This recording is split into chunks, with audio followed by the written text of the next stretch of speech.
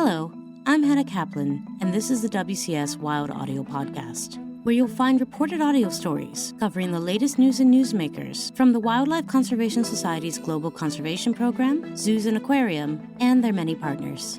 We've got a great show today, so let's get to it.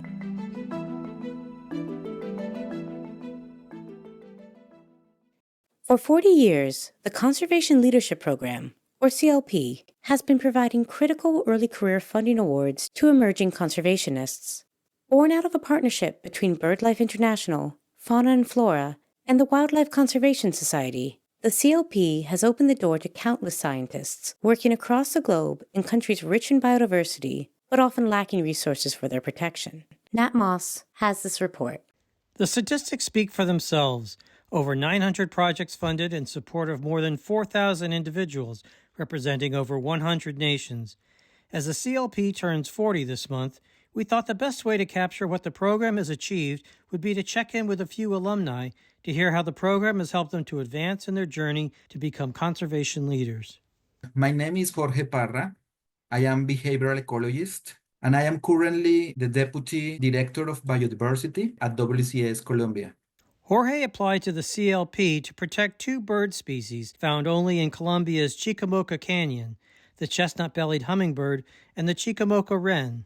I knew the Chicamocha Canyon well because my family is from that region in the East Andes of Colombia, which made the project very special to me as well. Jorge says that at the time, Colombia had just published the first edition of the Red Book of Threatened Birds of Colombia. The two species he hoped to protect were then believed to be critically endangered. It was even suspected that the chestnut-bellied hummingbird might have gone extinct. I saw the CLP Award that was a unique opportunity to work with local communities and protect these two species that are endemic to the Chicamocha Canyon. Not only did Jorge and his colleagues discover that the chestnut-bellied hummingbird persisted in the landscape and had not gone extinct, but support from CLP facilitated the creation of a private reserve to protect the microhabitats of both the hummingbird and the Chicamocha wren. Across the globe from Colombia, CLP support helped another emerging conservationist to better protect snow leopards in the shadow of the Himalayas. My name is Deepshikha Sharma. I work with Nature Conservation Foundation. It's an NGO in India. While the NGO works across the country, my work is mainly focused in one of the states. It's called Himachal Pradesh. A CLP award enabled Deepshikha and her team to expand the foundation's efforts to reduce conflict between snow leopards and local people of the region. The result is an initiative called the Champions Network, for which Deepshikha received CLP's Top Leadership Award in 2020. Our work largely depended on community-based conservation and trying to bring people into the conservation dialogue. Deepshikha wanted to take what she'd learned from two previous projects and apply that knowledge to another region where she knew there was a lot of conflict with snow leopards. But she and her team couldn't be everywhere at once. They needed to find a way to track what was happening on the ground another way. We were talking about an area of about 26,000 square kilometers, and that's a huge area ground to cover. And our teams are small, the areas are very remote and rugged. So we wanted to see how we can expand and reach out to as many people as possible without necessarily putting a constraint on ourselves with, that we have to travel and our teams have to do everything. So we started establishing these Champions Network, which is basically a point of contact with a village or a cluster of villages who kind of keeps in close touch with us and keeps informing us what's happening, what's on ground, what's the need. And that really helped us. Camila Kass is a CLP award recipient from Argentina.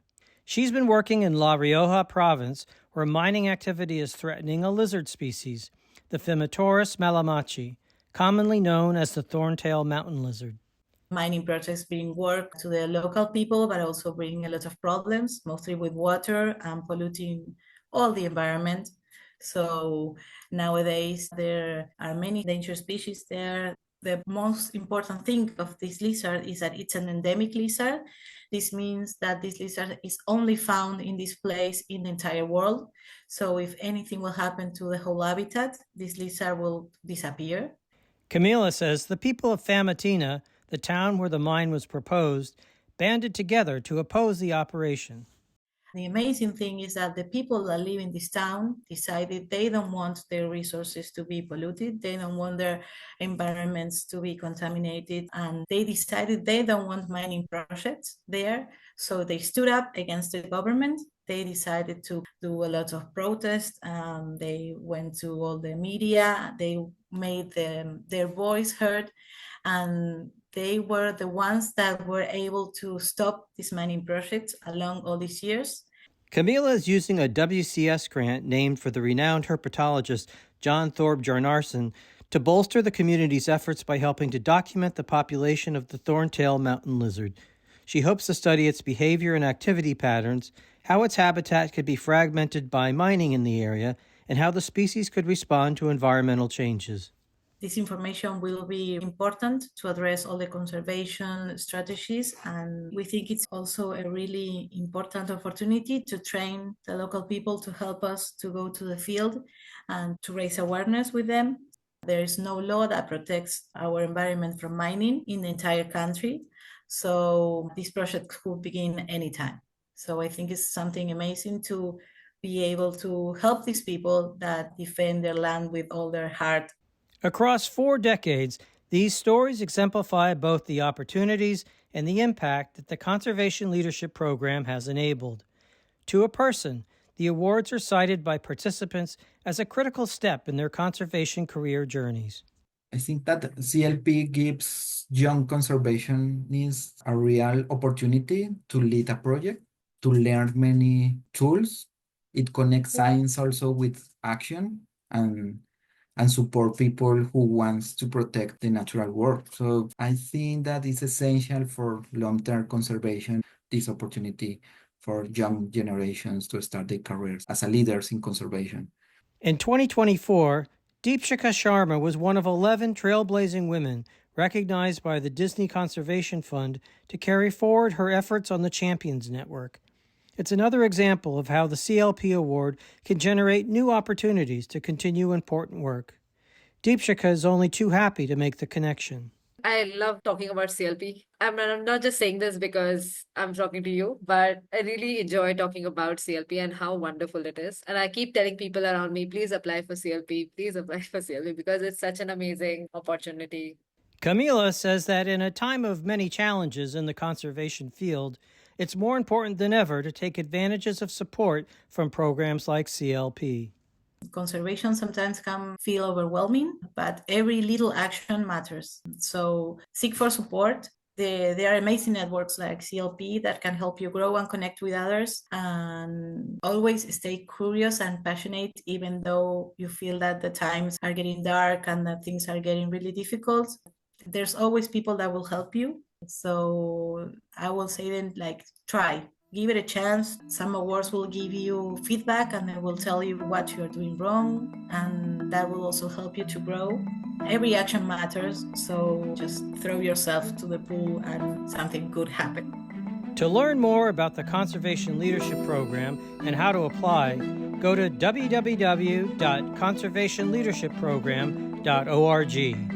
For WCS Wild Audio, this is Nat Moss.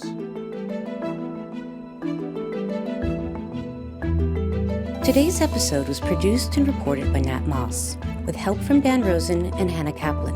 The WCS Wild Audio podcast is a production of the Wildlife Conservation Society. Stay tuned for our next episode, and don't forget to follow, rate, and review the show wherever you get your podcasts.